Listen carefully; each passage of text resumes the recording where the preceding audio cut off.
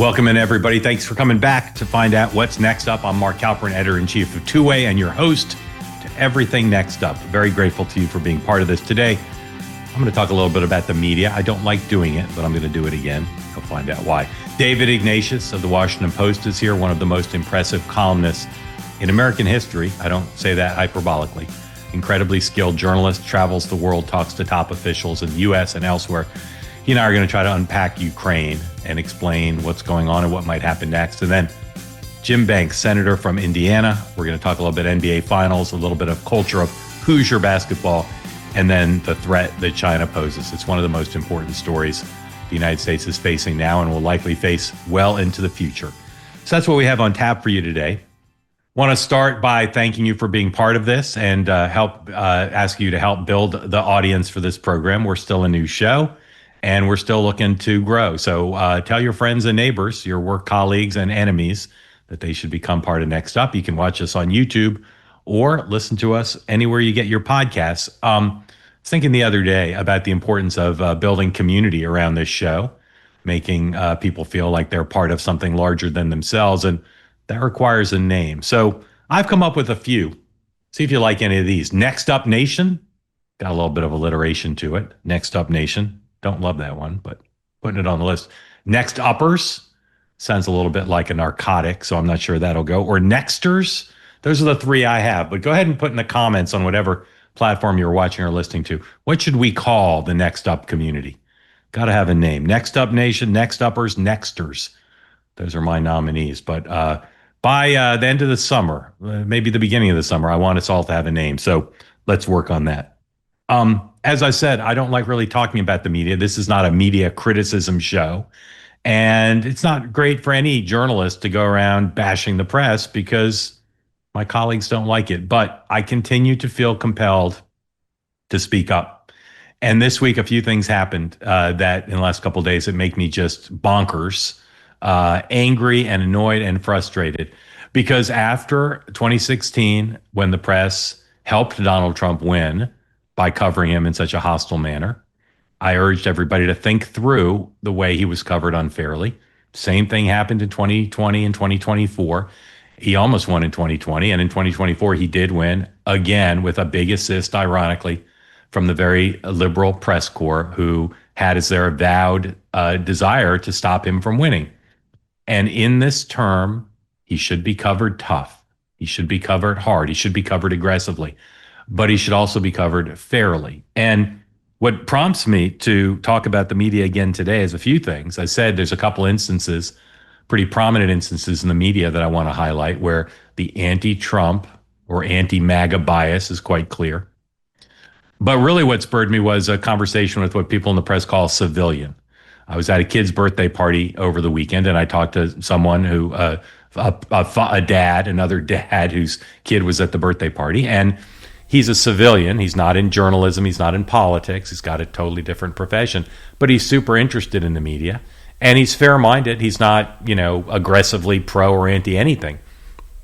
But he asked me what I often get asked by civilians, which is, why is the media so biased? And what do people in the media think? What do people in the media whose work product, whether they're executives or producers or correspondents or reporters, what do they think? Do they think they're biased or they don't think they're biased? It's a difficult question to answer because I talk to colleagues all the time and I listen to them in public and they make various excuses. The big one you hear is, well, there's all sorts of biases. We're this biased and we love controversy and da-da-da-da. And it's true. I could point out a million ways Donald Trump is not covered hard enough and that people in the White House don't like to hear that. But there are things that he does that don't get enough scrutiny. But part of it is the credibility. Again, if the press wants to cover Donald Trump credibly, if you're someone who doesn't like Donald Trump and thinks the press is too easy on him, you should share my desire to restore the credibility of what I call the dominant media. You should want several things to happen. Acknowledge the past mistakes, think about ways to get better, and then change your ways. And this week is crushing. I could not say to that civilian that I see soul-searching or acknowledgement of the truth or a desire to change to do better. And probably the clearest example was something that happened in California over the weekend. Cory Booker, senator from New Jersey, was speaking to a big gathering of Democrats. And in order to acknowledge the crowd, here's how Cory Booker motioned to speak to the crowd. This is number A104, please. So you see Cory Booker speaking to the California Democrats. He clutches his heart to say, oh my goodness, this is such an emotional experience. And then he raises his right arm. Now, I would look at that and just say innocent expression of his enthusiasm, his emotional reaction to the crowd. I would think nothing of it. I would think nothing of it except what happened last year when Elon Musk made the exact same motion. Okay, here's Elon Musk. This is 101. Again, Elon Musk, exact same thing. Moved by the crowd's support for him. Once again, you see the same thing. Clutches his heart, raises his hand up. And here you see, there's Booker raising his hand up in what you could uncharitably say was a Nazi salute. And then Musk, same thing. So what happened when Musk did it? I'll remind you, in case you've forgotten, when Elon Musk did that, there were days of controversy in the dominant media, claiming that Elon Musk was somehow expressing sympathy for Nazis. Here's one headline from Vox. Elon Musk doesn't deserve the benefit of the doubt. Elon Musk's Nazi trolling exposes the collapse of America's guardrails against some of history's phallus ideas. So this is ridiculous on 1,000 levels. It was back then. First of all, Cory Booker's not the first Democrat to make the exact same motion. Many had, and many conservatives pointed out at the time. But the notion that Elon Musk would be in front of a giant audience with live coverage around President Trump's victory would send some sort of secret signal to his secret Nazi sympathizers. It's absurd. It should have passed without comment, just as the Booker thing should have passed without comment. But because the press is so hostile to Elon Musk because he's a supporter of Donald Trump, he was accused of being a Nazi sympathizer. It's absurd. But this week, when Cory Booker did the exact same thing, you could see in conservative on X, you could see conservatives pointing out the hypocrisy, but no coverage of it. Cory Booker's spokesperson was asked about it by Forbes, an organization that did choose to pursue the question of how could it be that when Elon Musk makes one motion, it's a national controversy for days. And when Cory Booker does it, because he's a Democrat, it's nothing. She said, quote, Cory Booker was obviously just waving to the crowd. Anyone who claims his wave is the same as Elon Musk's gesture is operating in bad faith. The difference between the two are obvious to anyone without an agenda. I give that 17 Pinocchios because, again, let's look at it again. A101 again. Here's Elon Musk doing the exact same thing that Cory Booker would do several months later. And once again, there's no difference. Cory Booker's spokesperson can say they both put their right arm kind of on their heart, and then they raise it up in a what someone could say was a Nazi salute. But in neither case was it a Nazi salute. And again, you just can watch them side by side in sequence. It's the same thing. The exact same motion. One, because he's associated with Donald Trump, is a national controversy where he's accused of being a Nazi sympathizer. And the other, according to the spokesperson, is obviously different. No, they're obviously the same, but they were covered differently. This is, you could say it's a small example, but it's a great example of the unfairness of the media because of the bias. Okay. Now, let me give you another example from this week that really is an egregious failure of the press. This clown in Colorado who decided to attack people who are rallying around the hostages held in Gaza. Molotov cocktails, accused of a heinous crime. And the portion of it connected to anti-Semitism is obviously super important to discuss. And that was widely discussed.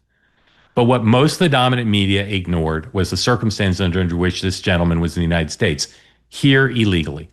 Now, you can get into debate about whether that's Joe Biden's fault because he came in when Biden was president, or whether Donald Trump should have removed him. But the point is, he's here illegally. And this is now another example of someone in the United States illegally who the press takes pains to ignore. Some coverage of it, but most of the coverage of this case ignores it. Take a look. A suspect now facing 16 counts of attempted murder and federal hate crime charges for allegedly firebombing peaceful demonstrators. Hate crime charges for the man accused of using a makeshift flamethrower, Molotov cocktails, and a disguise in an attack that the feds say he planned for over a year. I don't know why people continue to do this, but they do. And our hearts go out today to the victims of what authorities are calling a targeted terror attack in Boulder, Colorado over the weekend. At least 8 people were injured in a makeshift flamethrower attack while gathering in support of the Israeli hostages in Gaza. All true. But no one there highlighting what for many Americans is a critical part of this outrage. Donald Trump talked about victims of crime, of people in this country illegally in 2015 and 2016. The media ignored it. They did not put them on The View, the families on The View. They did not write long profiles about the horror of Americans who had to deal with the death or attacks on their loved ones by people in this country illegally. It's not an incidental fact for tens of millions of people. It's the most crushing and inhumane manifestation of an open border. Again, this guy came under particular circumstances. He came here originally to visit under legal protection, legal process, but then he stayed, and he grievously wounded Americans, including a Holocaust survivor. I don't understand how the press thinks that this is either not a factor or a small factor, when not just for President Trump, who has gone on social media about it, but for tens of millions of Americans. Every crime committed by someone here illegally is an outrage. And as I said, the most painful manifestation of an open border. People say, well, people come here illegally don't commit crimes at the same rate as others. I don't know if that's true or not. I hear it touted all the time. It doesn't matter. It doesn't matter. One is too many. And the people who say that it's stigmatizing or unfair, no. What's unfair is the media that doesn't understand the importance of making it clear that they understand through their coverage what Democrats also seem not to understand, which is for tens of millions of people, there is zero tolerance for this. Zero tolerance. Now, I will say there has been some coverage of the fact that the guy was here illegally, but not nearly enough. It should be front and center, along with the fact that this was yet another anti-Semitic attack. Another thing on immigration. Here's a tweet from a conservative activist strategist, Steve Guest. Points out that several news organizations have done the exact same thing now, using the exact same language and talking about people here illegally, not calling them illegals or illegal aliens or people in the country illegally. The term of art now is apparently unauthorized immigrants. And he points out that the Washington Post, New York Times, NPR, and Axios have all started to use this phrase, unauthorized immigrants. They're criminals. Their first act on American soil was to break the law. And they're not authorized, technically true, but to call them unauthorized is to try to sugarcoat this. And again, it's not the press's business to be an advocate for people who come to the United States and break the law. It's just not. And it's another thing that civilians don't understand, how the press could have that attitude, how the press could be so interested in protecting people in the country illegally by glossing over the reality of it. It's amazing. Another thing I talked to a civilian about was 60 Minutes. And CBS News is front and center in this failure of the press to acknowledge errors. And it's ironic because you now hear people from CBS front and center talking about how they're the defenders of the First Amendment. They're the defenders of the integrity of the journalism business. In the last couple of weeks, you've had the president of CBS News and the head of 60 Minutes both resign because they are upset that CBS, the parent company, is on the precipice of making a deal with Donald Trump to pay him a lot of money to acknowledge something that they did, quote unquote, wrong, which ironically was not wrong. Okay, the parent company needs to settle this because they're trying to get the company to sell the company, and so they need to clear the decks so that the Trump administration doesn't try to hamper the sale. What Donald Trump's upset about is something that, in this case, was not liberal bias. It's ironic, I know. He's upset that they edited Kamala Harris's answers in a CBS segment on 60 Minutes to make her look better, to take a garbled answer, a confusing answer, and clean it up. That's not an example of liberal bias. It's not an example of trying to help Kamala Harris, although they did plenty of that. It's an example of what happens when you edit a news magazine piece on TV. You clean up the sound bites so that the viewer can understand in a relatively compact way what happened. So now the big outrage at CBS is correct. They're correct to protest this settlement, proposed settlement. They're correct to be concerned. But then they don't look at their own history of things that they did that were extraordinarily biased. And the one this civilian brought up to me was something that most of you have probably forgotten about, which is when Donald Trump did an interview with Leslie Stahl in 2020. And the president brought up Hunter Biden's laptop. CBS did the interview, didn't focus on this exchange, but this exchange is so telling. It's so telling. And you hear Trump people and civilians bring it up all the time, where Leslie Stahl is indignant that Donald Trump is trying to put the laptop front and center. Because at the time, as you'll recall, the press was colluding with Democrats to claim that the laptop was Russian disinformation or clearly tampered with. Listen to how Donald Trump tries to convince Leslie Stahl to focus on Hunter Biden's laptop. I think it's one of the biggest scandals I've ever seen, and you don't cover it. You want to talk about... Well, because it can't be verified. You want to talk about insignificant things. I'm telling you. Of course it can be verified. Excuse me, they found the laptop. Leslie. Can't be verified. What can't be verified? The laptop. Why do you say that? Because even the family hasn't... The family on the laptop, he's gone into hiding. For 5 days, he's gone into hiding. He's preparing for your debate. Oh, it's taken him 5 days to prepare? I doubt it. I doubt it. So you can't prove it, but there are a lot of people on the right who say that if the laptop had been covered, not for the pictures of Hunter Biden, you know, in compromising personal situations, but if the laptop had been covered for what it said about Biden Inc. and not censored by social media, dominant media, and the Democrats, Trump might have won the election. A lot of people who believe that. I don't think you can prove it, but a lot of people say it. And here's Leslie Stahl, one of the senior most correspondents at the granddaddy of them all, 60 Minutes, not trying to investigate the laptop and find out what Donald Trump's concerns are, but fighting with him as if she's a spokesperson for the DNC, saying, oh, the laptop's not real, you can't verify it. CBS has never, to my knowledge, acknowledged the professional failure on display, on vivid display in that interview. Never gone back and tried to explain to the public how such a thing could have happened. And again, until you acknowledge past failures and change your ways, as an industry, we're unlikely to get people to believe us when we try to do things like hold Donald Trump accountable.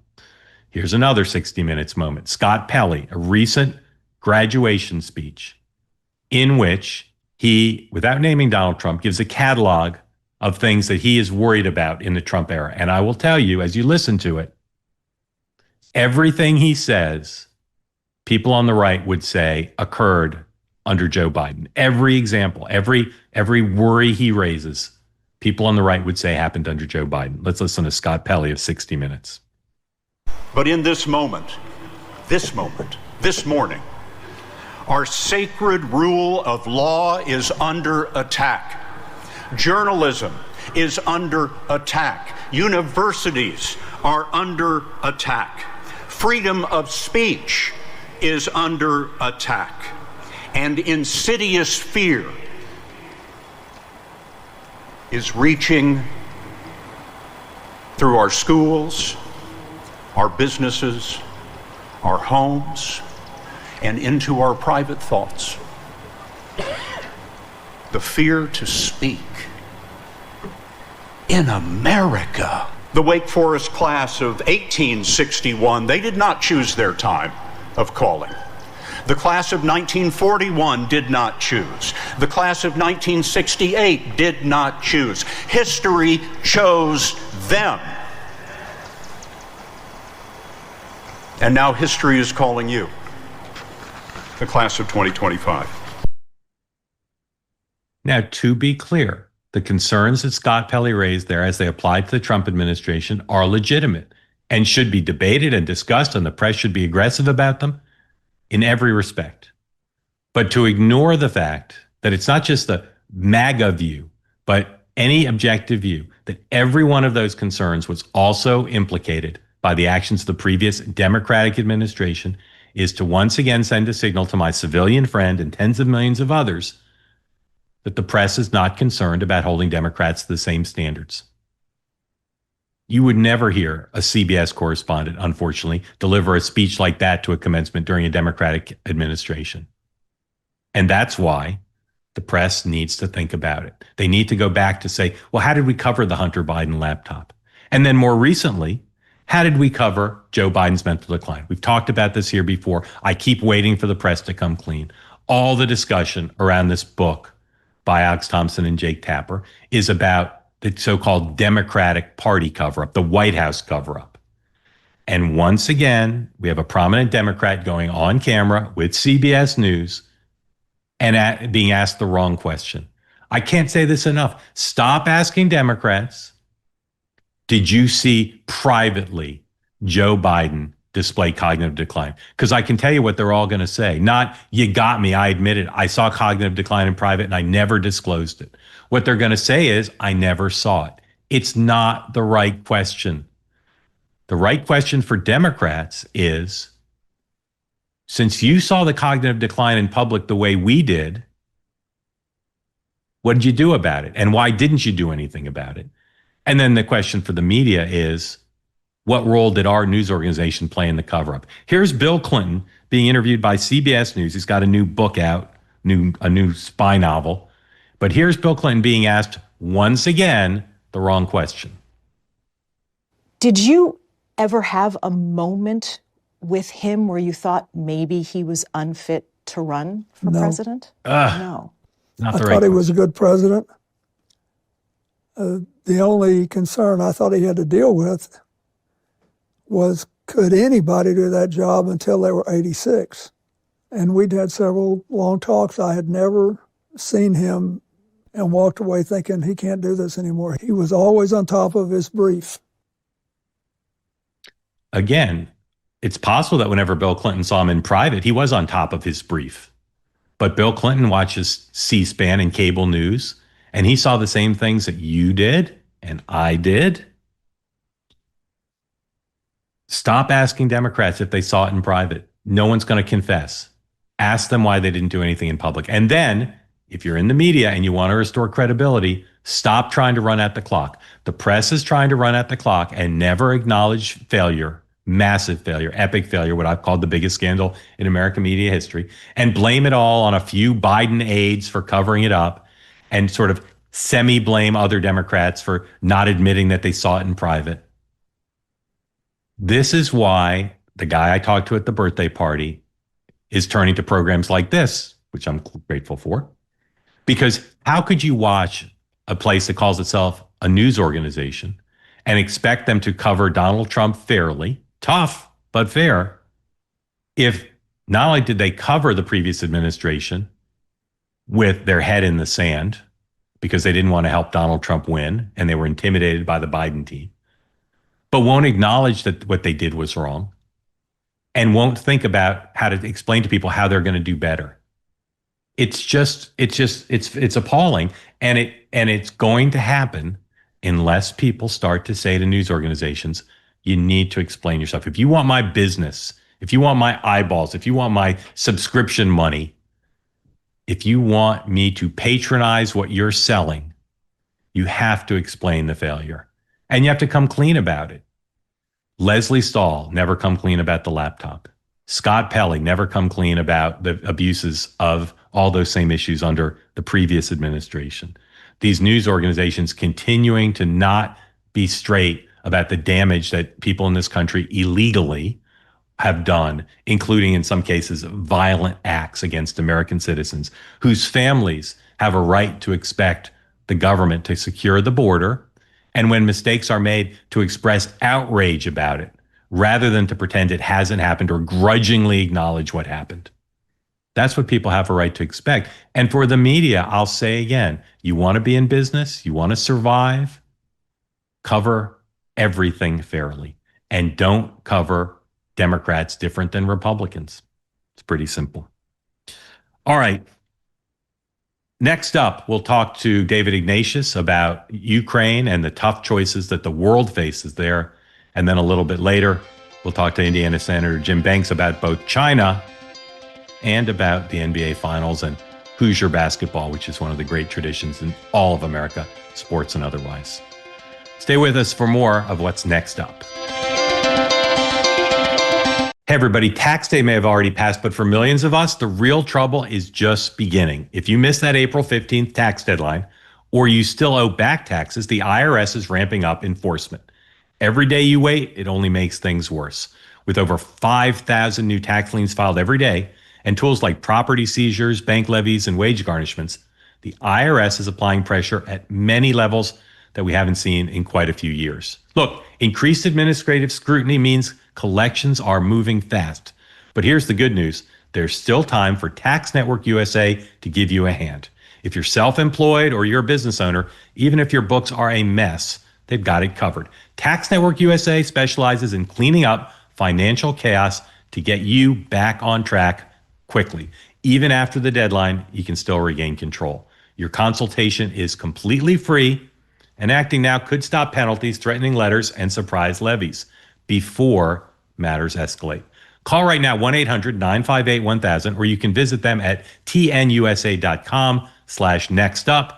You may have missed that April 15th deadline, but you still have not run out of options. Let Tax Network USA help you before the IRS makes the next move. Again, that's 1-800-958-1000, or you can visit tnusa.com/nextup. Next up, we're going to talk about what's going on between Russia and Ukraine. And I'm delighted to have someone who I consider to be singular, at least in America. There are a lot of people who produce content of various kinds, but there's no one quite like David Ignatius. He's a columnist. There are a lot of columnists, but he always tells his readers something new in every column. And he does that in part because he's a reporter. A lot of columnists just write off the top of their head or out of a different part of their body. But David knows people around the world or around the country, and he makes sure that he's not wasting his 800 or so words by always telling folks something new. He's not wedded to old think. Too many columnists write the same column over and over. David doesn't do that. And finally, and again, all too rare, unfortunately, David puts country over party, over ideology.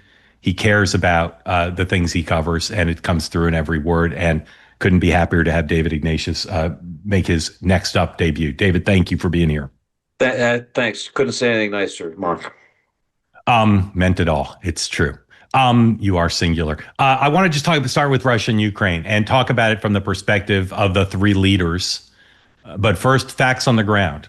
I keep reading that Russia has gone on offense. They're planning to do a big spring offensive.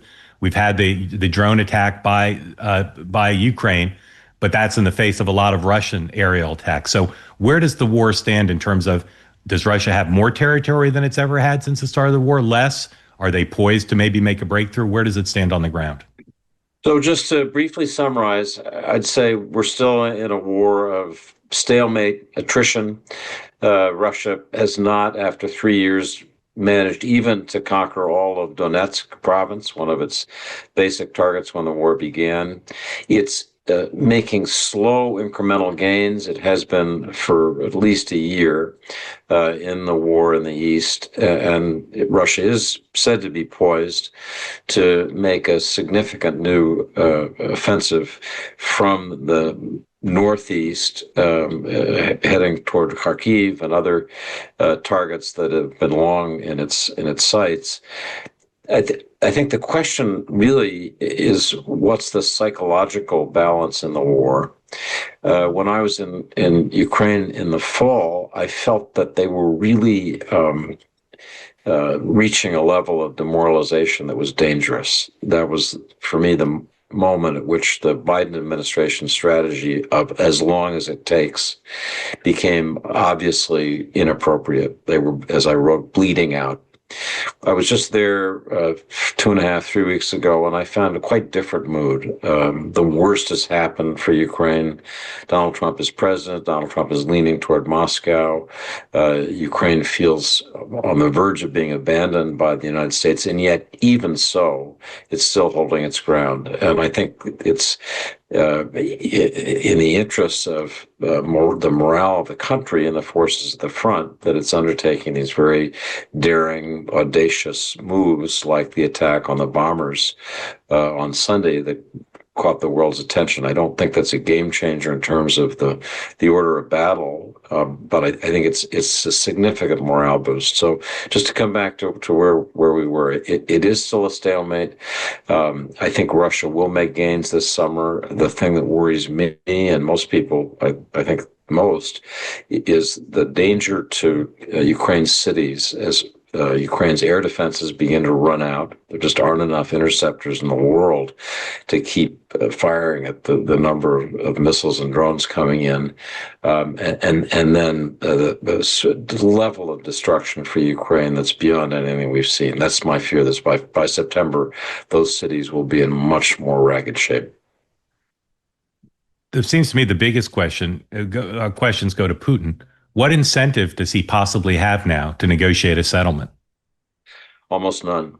I think the only possible incentive is that he thinks he can get so many benefits from President Trump that he doesn't want to make him angry, and will agree to make some concessions so as to keep good relations with the U.S. and have the America, in effect, on Russia's side in this attempt to rebalance Europe. But as we often say, Putin isn't interested in peace. He's interested in victory. He remains obsessed with this idea that Ukraine has become an anti-Russia. As his propaganda says, he feels this is a part of Russia that was pulled away at the end of the Cold War. He began brooding about it in 2007 in speeches. If you read Bill Burns' memoirs when he was stationed in Moscow, he repeatedly heard from Putin complaints about Ukraine. Putin attacked in 2014, as we remember, just took Crimea. Nobody did anything about it. So it's continued. He hasn't really lost any of that passion. And surprisingly to me, Mark, he's managed to convince the Russian people that this is a just cause. It's a catastrophic war in terms of casualties, the bleed on the Russian economy. But Russians seem to be behind him. Yeah, the three things that were cited from the beginning that argued for standing up to Putin were Russian public opinion, running out of able-bodied men to put on the front line, and the destruction of the Russian economy. And Putin seems to have finessed all three of those, correct? I would say correct. He has not fully mobilized Russia, and the war hasn't really touched cosmopolitan Russia in Moscow and St. Petersburg yet. And you could see a break in elite opinion if that happened, if boys were being swept off the streets of Moscow and sent to the front lines. What Putin has done smartly is to offer so much money to often ethnic Russians, Chechens, Dagestanis. The bonuses for enlisting are so great that it's said that a family that's got 4 or 5 boys says, hey son, head off to the recruiter and gets to buy a new apartment and gets all the things it wants. And so the manpower problem that people expected hasn't happened. It's Ukraine that has a manpower problem. The morale problem that some of us thought might be ahead hasn't happened. And for some reason, whether it's poorly managed sanctions or Russian resilience, the Russian economy is holding up. So even if the president of the United States is able to convince Putin to accept a deal at a time when he wouldn't get everything he wanted, but give him a lot, It just doesn't seem to me that there's an overlap in what Putin would accept and what Zelensky could accept. And so although Zelensky makes noises about wanting a deal, I think under pressure from the United States, particularly after the Oval Office clash, I don't see anymore what the deal is. I did a year ago, but I don't see what the deal could be now. Do you see the outlines of a deal that Putin and Zelensky could both accept? No, I don't. I think there is a level of physical punishment that could change the decision calculus in Ukraine. But I think the truth is that no matter how long this war lasts, Putin has created precisely what he wanted to avoid in Ukraine. I mean, I think that's the important takeaway for people. Putin's obsession has been that Ukraine had become an anti-Russia on his border. How could that be? You know, Ukraine is our heart. It's the heart of our church. It's the heart of our culture. And Ukraine now will be aligned with the West in its soul, in its military stance, for as far ahead as you can see, no matter what happens. I mean, you know, Europe's going to come in to help them. Europe may this war may spread. But the point is, Putin is going to fail in what was his initial war aim. You can be pretty confident of that. Even if there's a nominal political arrangement that seems to have a neutral Ukraine, the hatred, when you go to Kyiv, it's palpable. You hear it and feel it everywhere you go. So in that sense, I think Putin can't escape the mistake that he made. Before we get to President Trump and where he is at, Europe, there seems to be a more muscular attitude in Europe, not just towards this war, but in terms of building up defense capability. NATO commitments, at least on rhetorically, are growing larger. There seems to be a recognition that NATO and the EU need to, the European part of NATO, need to be more independent of the United States, that they can't rely on Donald Trump the way they felt they could rely on past presidents.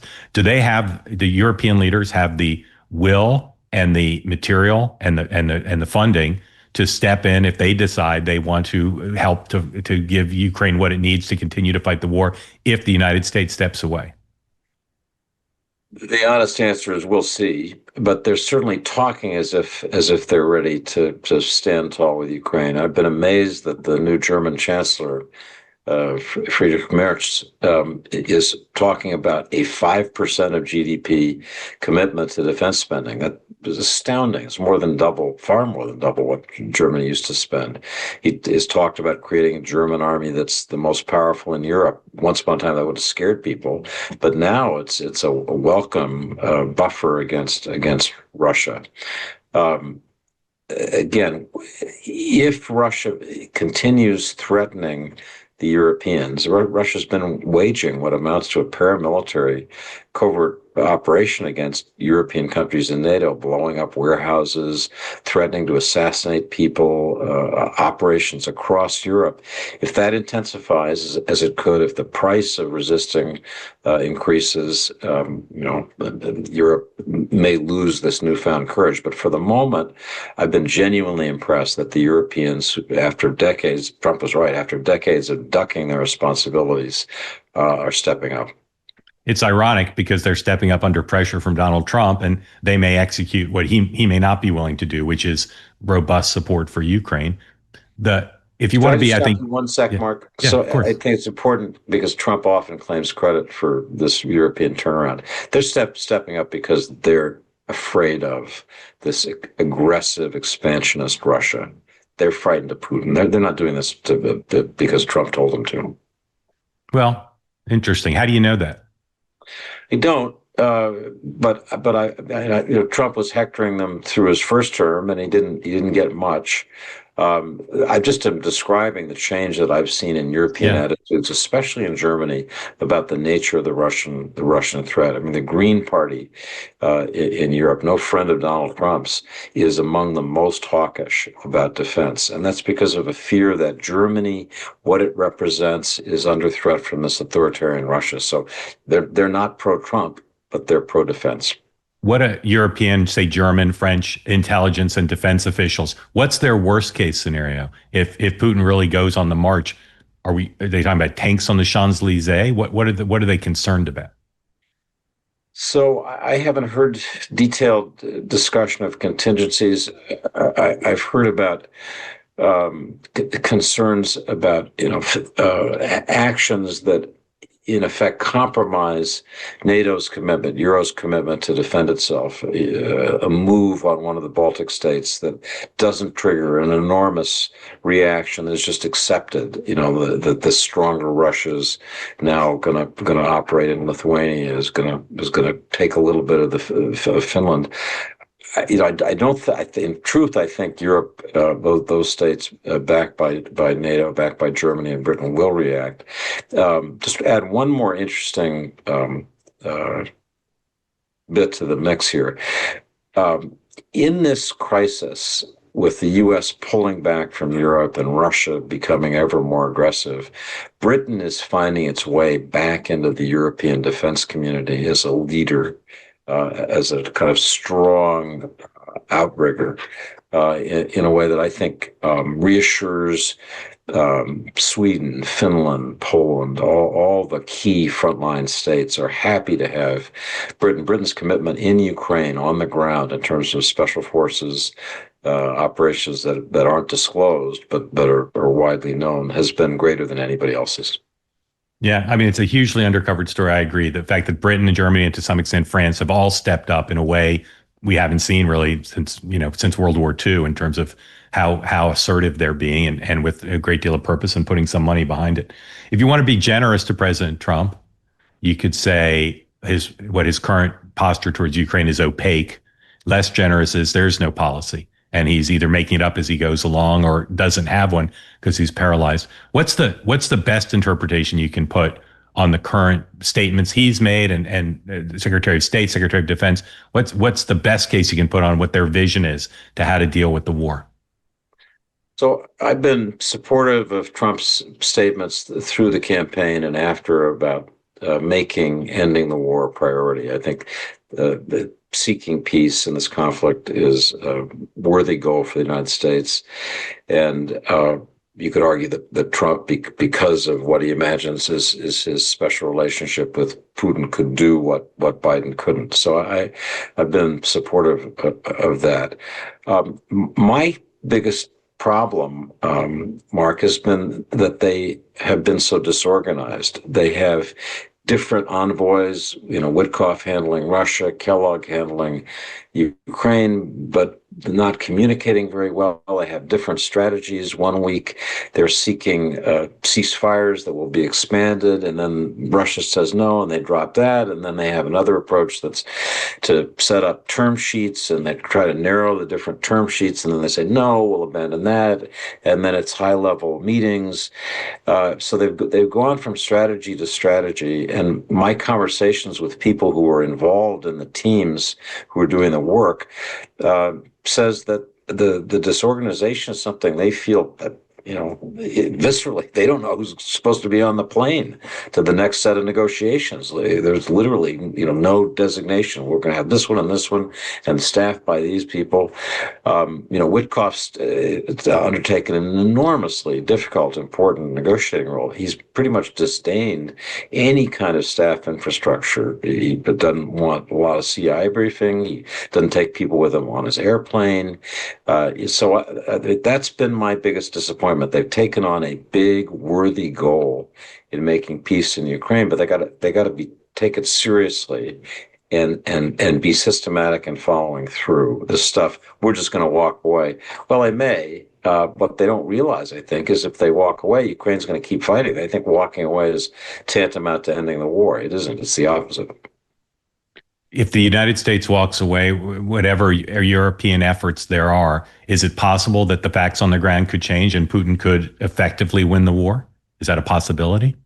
It's certainly possible that Putin could drag it out so painfully, over several years that an exhausted Ukraine has to sue for peace. I don't see that happening quickly, so I wouldn't predict it. I think my takeaway from my last visit and conversations with Ukrainian friends since I got back is that they are prepared to fight on, and that Europe is prepared to step up enough that in terms of most weapons, most support, Ukraine will be able to keep going. In terms of key enablers, especially intelligence, the ability to see over the horizon, see those bombers coming with the cruise missiles underneath, to see the ballistic missiles and gauge the trajectory and know what's going to be hit in Ukraine, that they won't have. And that's what their biggest fear is without intelligence, they'll be in this war to some extent flying blind. What's the history of your interaction with Putin?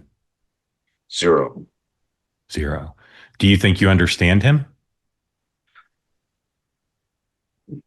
Well, I mean, I understand the cartoon version of Putin. I don't know whether there's a deeper one. I know the little boy in St. Petersburg, his parents were victimized in the war. I know the KGB officer who sees the world coming apart.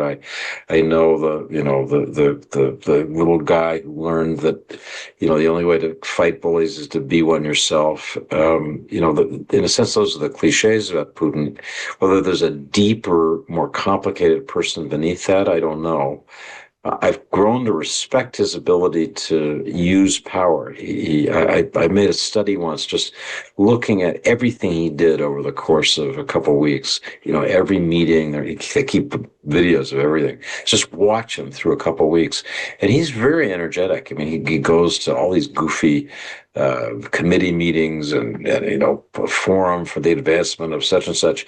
And there he is. I think he keeps all the balls of running this complicated, vast federation in the air pretty well. People who sneer at him miss how good he is at being this kind of, tough little guy.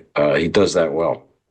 If you were invited to Moscow to interview him, what factors would you consider deciding whether to do it or not? Safety. I'm on the Russian banned list. I have no idea why, but the first list that they put out after the war started of people who were banned from traveling there, I was on it. And a lot of my journalist friends said, what's so special about you? We want to be on that list. It's like the Nixon's enemy list. But so I used to like to go to Russia. I was planning my last novel's lead characters are Russian. I was planning to go to city of Magnitogorsk, east of the Urals. I planned the whole trip. Then the war began, and I was on the ban list. So in theory, I can't go. I'd actually like to go. If I was invited to interview Putin, he's very good at handling Western. And when I say handling, I mean putting them in their place. So I don't think I'd get much out of it. Message to Moscow, invite me. What would be a question you would ask him if you had an interview with him? So I'd ask him the famous Dave Petraeus question. I'd ask, tell me how this ends. Right. And I'd ask him a corollary to that, isn't it true that you've created the very thing that you wanted to avoid?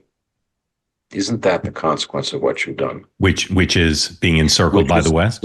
No, more specifically, having a Ukraine that, rather than embracing its Russianness as you imagine it, is embracing its Ukraineness. Rather than looking east to you and Moscow, will now look, I think, forever, indefinitely toward the West, and this West that is coming to its aid. Europe, this war is about whether Ukraine gets to be European. And if the U.S. walks away, Europe is going to take Ukraine to the extent it can in its arms, hold its hand. So, Putin, there it is. Putin lost. David, thank you. So grateful to you for making time. And again, I read every word you write, and I recommend that to everybody. If you don't want the Washington Post for any other reason, you should subscribe to read David's work. David, thank you. Thanks for having me, Mark. It's great to talk to you again. All right, we'll take a little bit of break and have more of Next Up right after this. And now I'm going to tell you a story about a guy named Leo Grillo. While on a road trip, Leo came across a Doberman. This Doberman was severely underweight, clearly in a lot of trouble. Leo rescued that dog, and he named the dog Delta. Sadly, though, Delta was just one of many animals that needed help, which inspired Leo to do something really important. He started Delta Rescue. It's the largest no-kill, care-for-life animal sanctuary in the entire world. They've rescued thousands of dogs and cats and horses from the wilderness. and they provide their animals with shelter, love, safety, and a good home. This dedication and everlasting love to animals, that's Leo's mission, and it's Leo's legacy. Delta Rescue relies solely on contributions from people like all of us. If you want caring for these animals to be part of your legacy, speak now with your estate planner, because there are tax savings estate planning benefits too if you give. You can grow your estate while letting your love for animals live well into the future. Check out the estate planning tab on their website to learn more. And you can also speak with an advisor. We all call dogs man's best friend for a reason. You can help those who need it most. So please visit deltarescue.org today to learn more about how you can give. That's deltarescue.org. Next up, the gentleman from Indiana, Senator Jim Banks, who won his seat in the Senate last time and after serving in the House, and is now, as I like to say, a member of the House of Lords. And he's a bit of a basketball fan, too, so we'll start there. Senator, welcome to Next Up. Hey, great to be with you, Mark. I've looked at recorded history. I don't see another time where Indiana beat Gotham City, so congratulations to you. Although I will point out you said in 5, and it was not in 5. So how are you feeling about the finals? It was, the Eastern Conference Finals was a tough series. I mean, it was fun to watch. It was great for the fans. You go back to the Reggie Miller days. It's been 25 years since the Pacers have gone to the finals, going back to the Reggie Miller era. And back in that era, the Knicks were the evil rivals of the Pacers. So it was fun to close out that series and beat the Knicks, but it was a really tough series. And Oklahoma City is a really tough team to face in the finals, but the Pacers are peaking at the right time, and the team, they've been the underdogs in every series so far. They're the underdogs in this series, but I'm going to go back to I'll give it another game and say the Pacers in 6 is going to be a great series to watch. They come to Indianapolis next week. I'm hoping to be there on Friday the 13th for Game 4 in Indianapolis, and it's going to be a lot of fun for Indiana. But I think it'll be really good for NBA fans all over the country to watch a series of two teams matching up that I think will be a great matchup. Yeah, they're two exciting teams. Your state is as basketball mad as any other. I maybe put Kentucky in the league, and post Bobby Knight, IU has not been the powerhouse it once was. So how much are the Pacers now kind of giving the state a new basketball obsession as compared to the things that built the culture originally?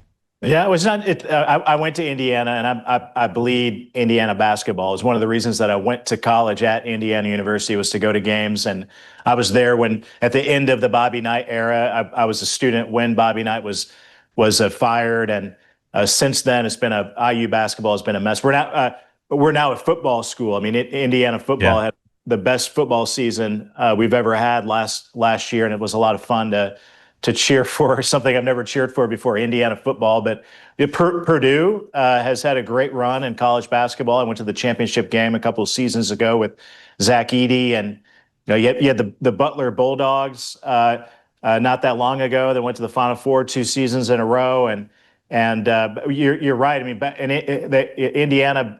Indiana basketball is religion. I mean, it's a big part of our culture, and for the Indiana Pacers have never won an NBA championship before. I mean, those Reggie Miller years were tough because they always had to get through Michael Jordan and the Bulls to go anywhere, and they never did. They went to the finals after Jordan retired and got beat in a tough series 25 years ago. So, but this team is so much fun. I mean, and they're so Mark, they're so classy. I mean, Tyrese Halliburton and that whole team, they're so classy. They're well coached.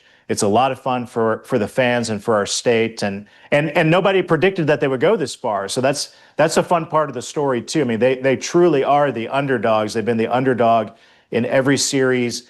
They're the underdogs going into the championship series, and I think that makes it a lot more fun for Indiana too, because we always kind of feel like we're the underdogs. So you go back to the greatest sports movie in history, Hoosiers. I mean, about Indiana high school basketball. I mean, that underdog culture in our state, that the Pacers embody that, and it's going to be a fun series. I think I'm crafting a bet later today with James Langford, the senator from Oklahoma. I can't even name a single player on the Oklahoma team, on the Oklahoma City team. So it's going to be fun to over the next a week or so to watch this series play out. And hopefully I win the bet, and Langford has to wear an Indiana Pacers jersey on the floor of the Senate if they'll let him. Are there any Indiana delicacies at stake here, or just the jersey wearing? I think he just wants to do the jersey. I mean, we know what the delicacy in Oklahoma is, right? It's barbecue and red meat. In Indiana, I suppose it'd be a pork tenderloin or something a little more down home. But and Langford doesn't drink. I do, so I can't bet him Indiana craft beer or something fun like that. Even though hopefully I would win the bet. But so I think he wants to bet the traditional. Jersey humiliation. Wear the jersey on the floor of the Senate if you lose, and I'm hoping he'll be wearing the Pacers jersey. All right, I can't go on the 13th, but if you want to invite me after that to a home game, I'm available to fly in. You got it. Let's do it. Last basketball question: Caitlin Clark. How much has she captured the imagination and the passion of Indiana basketball fans? It's so much fun. I mean, I have 3 daughters. They're all teenagers. They love basketball. They've been to games to watch her play. When she plays, they sell out the field house every single time. Right now, she's injured. She's not playing, and the revenue for the WNBA is way down. It just goes to show, just like Michael Jordan back in that era in the NBA, Caitlin Clark is that to the WNBA. I mean, she's the best thing that's ever happened to women's basketball and inspiring another generation of players. And it's created a lot of rivalries with Angel Reese and other players. So it's a lot of fun. I mean, going to WNBA basketball games wasn't something that was, all that popular for a lot of people to do before, but it is now because she brings so much excitement to the game. There a little bit of controversy, though, in the last few weeks with Angel Reese accusing Indiana Fever fans of being racist. WNBA did a investigation and found that the fans weren't being racist toward her.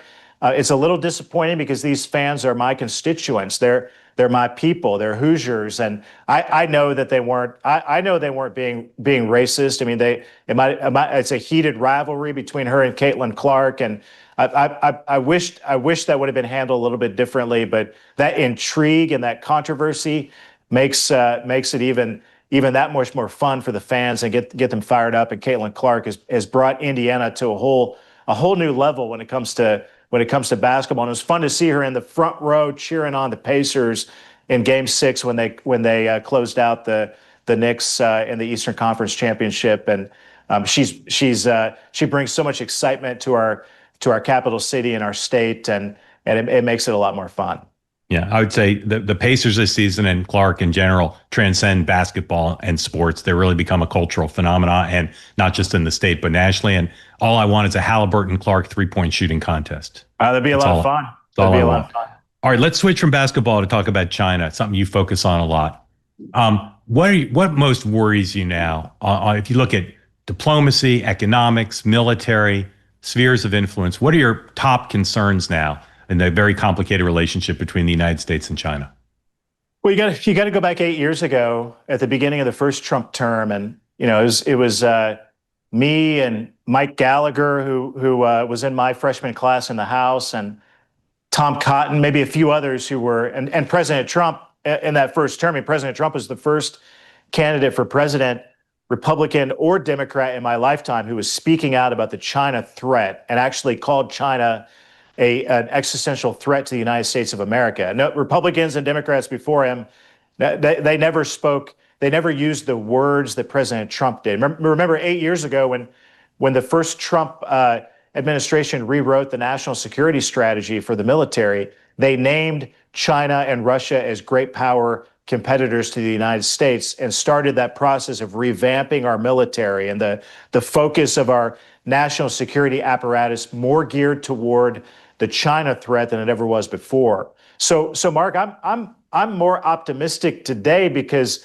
when Gallagher and I and Cotton and others 8 years ago with President Trump were speaking about the threat, we got smacked down a lot. And a lot of our colleagues didn't agree with us. Wall Street has largely been in bed with China interests and selling out our jobs and our economy in a big way and entangling our economy even more with China's economy. And President Trump has brought not just the Republican Party to a new place that we haven't been before, but I think he's brought the country to a place, the awareness, especially with COVID and the pandemic, and recognizing that our medical supply chain is so wrapped up in China.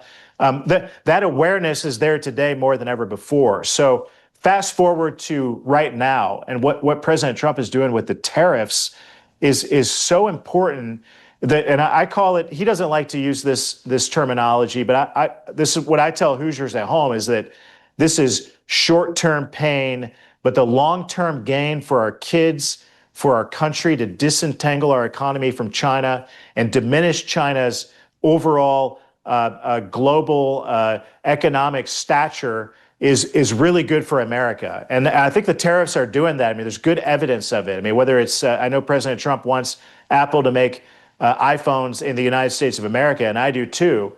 But just the mere fact that they're moving iPhone production out of China to India, who is an ally of the United States, that's a really good step. And there's a lot more of that happening. Eli Lilly, which is a great company headquartered in Indiana, the largest pharmaceutical company in the world, a $27 billion announcement pulling pharmaceutical manufacturing out of China, bringing it back to the United States of America. Roche Diagnostics, a medical device company, also in Indiana, big investments in our state. Honda Civic announcing that they're moving the next generation Honda Civic production to the state of Indiana, not to Mexico or Japan, but to the United States. All of that, the global supply chain and manufacturing, that economy coming back to the United States is really bad for China. It's really good for America long term. And there's been a lot more good news coming out of the tariffs that I think we might not feel all of it today, but in the long run, we're going to. It's going to help America get back on its feet and control our own destiny instead of China controlling our destiny for us. That's what it's all about, Mark. Let me ask you about a couple ways in which the United States has been entangled, coupled with China, and ask you what your point of view on that, what you think the right thing to do is.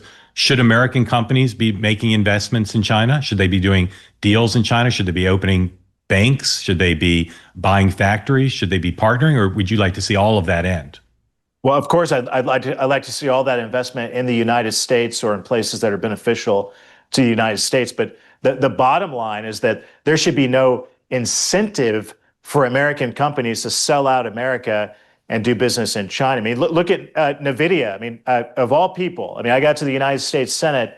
I never thought I would find anything that I agreed with Senator Elizabeth Warren on. But last week we sent a joint letter, Senator Warren and myself, to the CEO of NVIDIA, calling out NVIDIA for opening up a research and development facility in China to, quote, help close the AI gap in China. Why would an American company that's built on American ingenuity and all of that investment in the United States of America want to help our biggest adversary close their AI gap to the detriment of the United States? There should be no incentive for an American company to do that, and we should call it out when we see it. And in this case, Senator Elizabeth Warren and Senator Jim Banks, the far left, and a senator on the right coming together to call out this type of investment in China that's not good for America.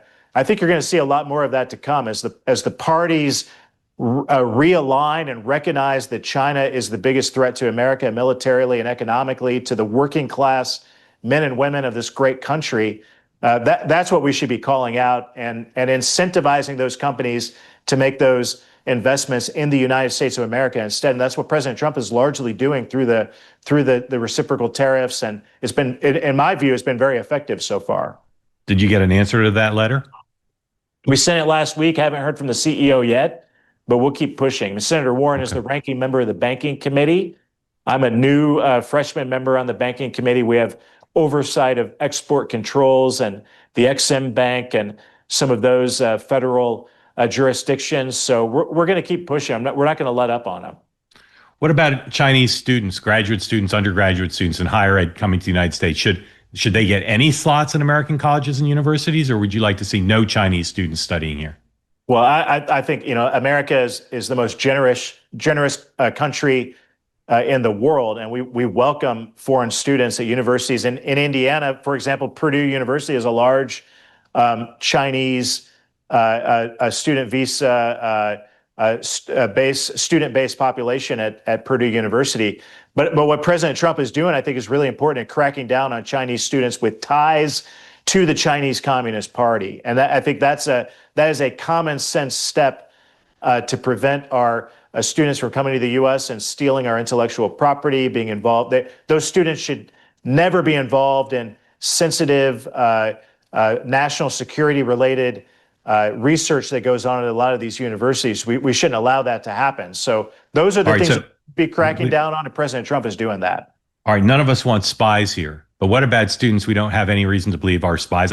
I'd say almost any Chinese student who comes here has some ties to the Communist Party, I think just by definition. But would you want to see no Chinese students be allowed to stay in the United States, or just ones who the government says are spies? I don't. I think many of these Chinese students they recognize the authoritarian nature of their government just like we do. But there are students that you can directly tie to family members of the Chinese Communist Party. And for way too long, Mark, we've allowed those students to come to our universities. I've worked on this issue for eight or 9 years, stopping those students from being involved in our research at these universities. And right now, there are so few controls on that. We should definitely crack down on that more. But again, you're not against all Chinese students, just ones who you think pose a danger. That's right. And there are simple and common sense ways that we can prevent those students from giving a visa to a child of a Chinese Communist Party member. Is something that we should never do, but for too long that's happened. All right, let's assume that your concerns are realized and that we lose this existential struggle with China. What does that look like? What does the world look like? What does the United States look like if we lose this fight? Well, you look at Hong Kong. I mean, look at the people of Hong Kong who overnight became controlled by the authoritarian government of controlled by the Chinese Communist Party. I mean, their rights were taken away. Their free speech was infringed upon, and in a world that's controlled by the Chinese Communist Party, that happens, and that will happen in places like the United States of America when our economy is so built up and dependent on those forces in China from our enemy, our adversary, that tells you what you can and can't say, what you can speak out about, what you can't speak out about. That's what I fear for my kids. I mean, this is the greatest country in the history of the world, but it will cease to be if a foreign power, a foreign adversary, tells us what we can and can't say. I mean, look at what they do to their own people. The Uyghur Muslim population, slave labor in their own country, and how they round them up using sophisticated artificial intelligence type surveillance technologies to round up Uyghur Muslims because of their religion and put them in detention camps and use them for slave labor.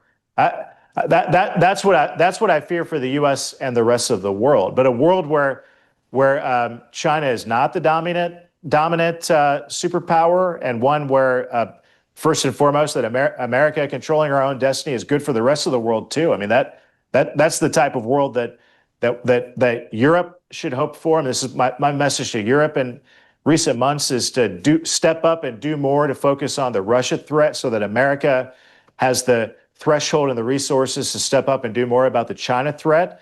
And that means the whole Western world is going to be more free and better off if we cooperate in that type of way together. But I'm optimistic, Mark, that we're on the right track, and President Trump's tariffs, his tough approach on China and our adversaries around the world, is going to leave us in a better place in 4 years when he leaves office. Senator, last question. I don't like to talk about the media, but I feel compelled to. I did earlier in the program. You're one of the smarter students of the media in the Congress.